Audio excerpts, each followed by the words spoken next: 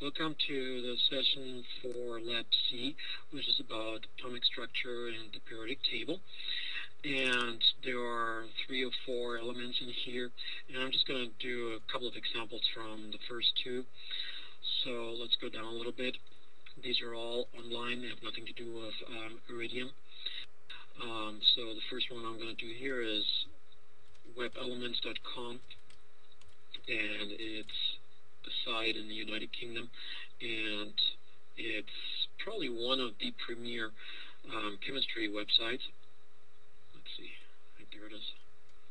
And I already opened it ahead of time, and you just see a normal periodic table, but there is so much information behind it.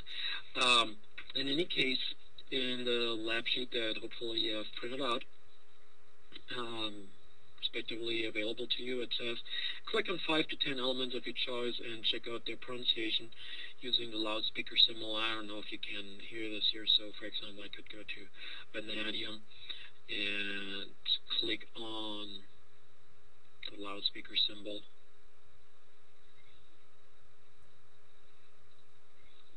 Okay, I don't know if you hear this at this point here. I do hear it. Vanadium in a British accent. In case to do that, then it says choose 3 elements, click on the term uses on the left for each, and copy and paste those abstracts. I'm just going to do one here, so for example, beryllium. And it says uses right here.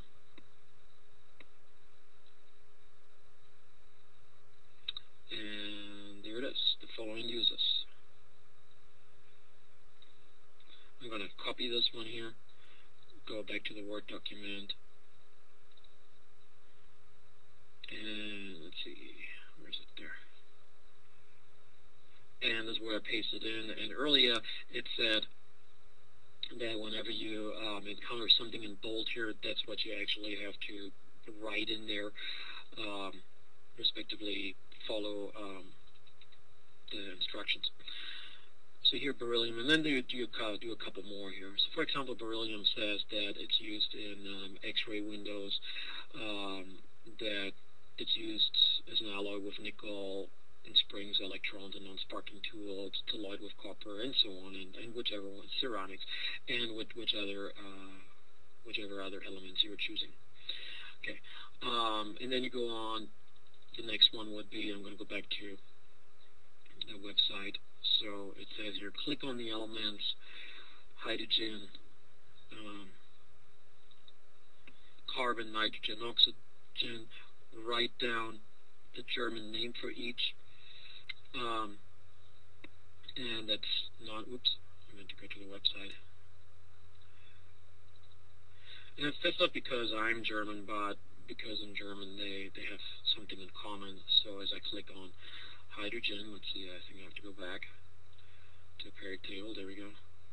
Hydrogen, on the very top here it says Wasserstoff for hydrogen, and then I can click on carbon right here, and it says Kohlenstoff, and then I click on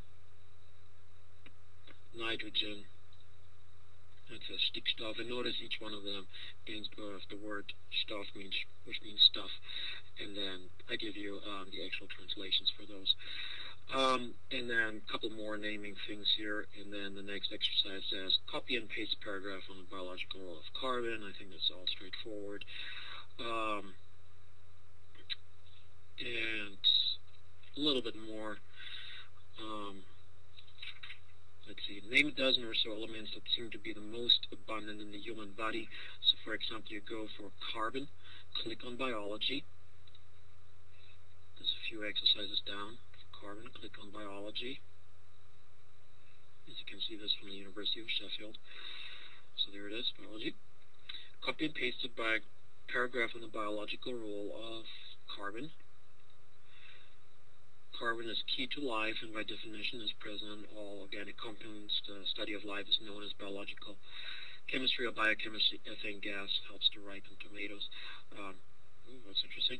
Okay, and so this is what you would have to copy and paste. Found somewhere in the middle of the page for the human abundance